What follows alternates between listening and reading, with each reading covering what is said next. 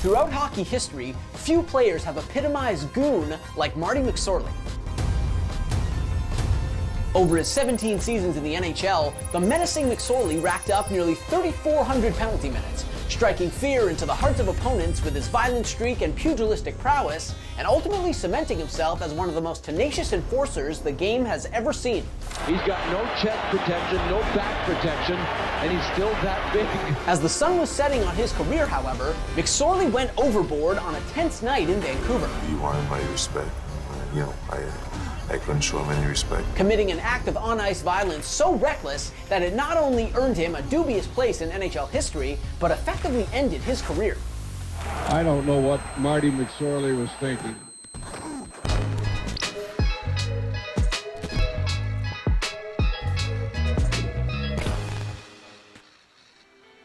The truth is, even before that fateful night in 2000, Marty McSorley was always going to be remembered as a thug. He spent the prime of his career and became a household name, serving as Wayne Gretzky's bodyguard, protecting the Great One at all costs in both Edmonton and Los Angeles. Marty has one thing on his mind: retaliate for the hit that Tkachuk put on Gretzky. And McSorley compiled a pretty extensive rap sheet in the line of duty. Prior to the 1999-2000 campaign, McSorley was suspended 7 times for various goonish incidents, including, most notably, gouging an opponent's eye during a fight. And nearly 2 decades of intimidating, bruising, and pummeling ultimately landed McSorley in the top 5 all-time in penalty minutes and the top 10 all-time in fighting majors. That said, McSorley's well-deserved reputation obscured the fact that he was also a versatile player who could play both forward and defense, and whose skill set extended beyond eye gouging. Throughout his career, the 2-time Stanley Cup champion tallied double-digit goals 5 times, and in 1990-1991, McSorley actually finished tied for the NHL lead in plus-minus, a feat typically accomplished by guys like Gretzky or Bobby Orr.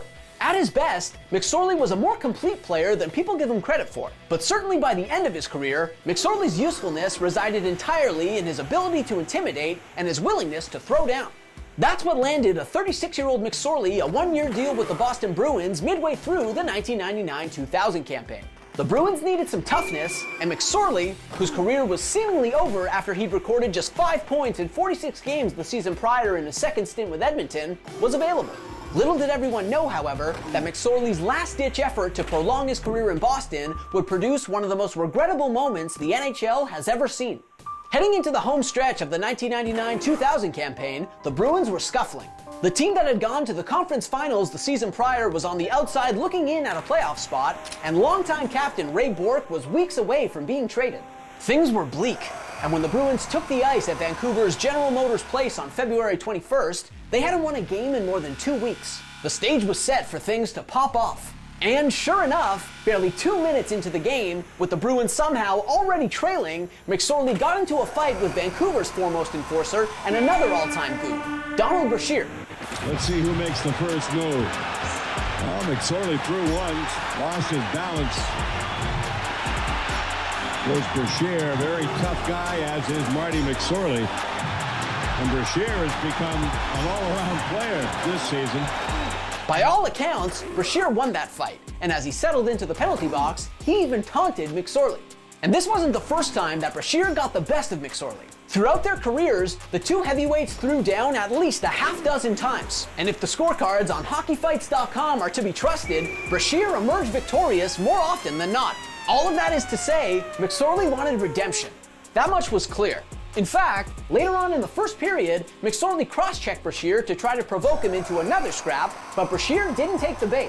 Instead, McSorley earned himself a 10-minute misconduct. Things only escalated from there. With McSorley in the penalty box, Brashear ran some interference in front of Boston's net and ended up injuring Bruins goaltender Byron Defoe. And as if McSorley and the Bruins weren't already steamed enough, in the third period, with Vancouver up big, Brashear, in an obvious taunt, flexed his muscles at the Bruins bench. He's flexing and challenging our bench. Now, as a tough guy, that's not acceptable. Well, that was the last straw. With the third period winding down and Brashear out on the ice, Bruins coach Pat Burns sent McSorley out there for one explicit purpose. And I'm basically told, get out there, just get out there. So now I gotta go get him. I'm gonna make him fight me. Only they didn't end up fighting. Instead, in a desperate attempt to get Brashear to throw down with time expiring, McSorley delivered a vicious, reckless cheap shot for the ages. Well, McSorley is out there as well. Oh, McSorley slashed Brashear and caught him in the helmet. Wow. Donald Brashear is down and maybe out. Look, hockey is a violent game, but that slash to the head was so far beyond the pale, it was sickening. McSorley later apologized and stressed that he wasn't trying to hit him in the head. It's special to play in the NHL and go and do something like that. I didn't mean to. That's not what I had intended to do. I wanted to go fight. But, well, that was little consolation for Brashear, who was rendered unconscious and went into convulsions after the back of his skull crashed into the ice. And then all hell broke loose. And Kurt Stowe has gone after McSorley.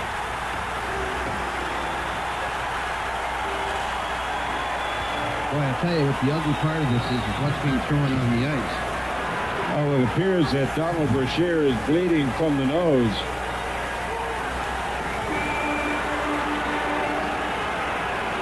I don't know what Marty McSorley was thinking. No kidding. It was just horrific. Eventually, Brashear was stretchered off the ice and the game wrapped up, but this saga was far from over. The Canucks, understandably, were apoplectic. Vancouver defenseman Mattias Ohlund described McSorley's blindside slash to Brashear's head as the worst thing he'd ever seen and called for the NHL to throw the book at him. As he told the Vancouver Sun, if McSorley plays another game in this league, then this league is a bleeping joke. That guy should be treated the same as if he tried to kill a guy on the street. And as it turned out, Ohlund's comments were quite prescient. First, the NHL suspended McSorley for the remainder of the season, a total of 23 games, which at the time constituted the longest suspension for an on-ice incident in NHL history. And critically, McSorley wasn't guaranteed reinstatement at the end of his suspension. He'd have to meet with NHL Commissioner Gary Bettman and Vice President Colin Campbell, who could decide at that point to extend his suspension. Which, in the end, they did, after McSorley was convicted in court for his on-ice violence. An attack that ultimately gave Brashear a grade 3 concussion and sidelined him for 20 games. That's what kind of sucked, because I had like 11 goals that year, and that was the last year of my contract too. So had I scored like 20 goals, I would have been able to show that I can be the player that I want to be. In October of 2000, a British Columbia judge found McSorley guilty of assault with a weapon, rejecting McSorley's claim that he tried to hit Brashear in the shoulder.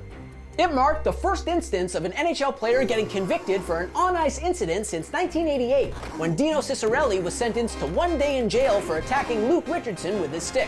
However, McSorley didn't serve any time. Instead, he received a conditional discharge, which not only allowed him to skirt jail time, but also meant that his conviction was eventually expunged from his record. Still, in the wake of his conviction, the NHL decided to extend his suspension. Ultimately, the league decided on a 1-year ban for McSorley, an unprecedented judgment that effectively ended his career.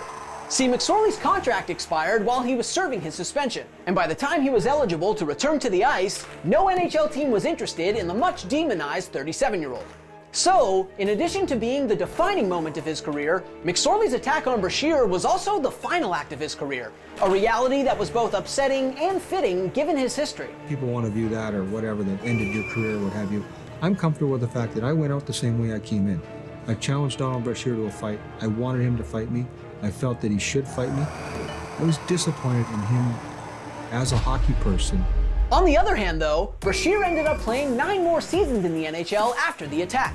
He bruised his way to more than 1,000 career games and ultimately solidified himself as one of the most prolific fighters in league history.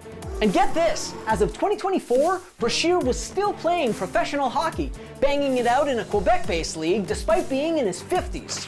But who knows where Brashear would be now had he gotten a bit more unlucky on that awful night in Vancouver almost 25 years ago. He really tried to injure me, and I could have died. And today, it's fair to say that McSorley's attack on Brashear was an inflection point in hockey's evolution away from the blatant thuggery and hyper-violent culture that colored the game for so long.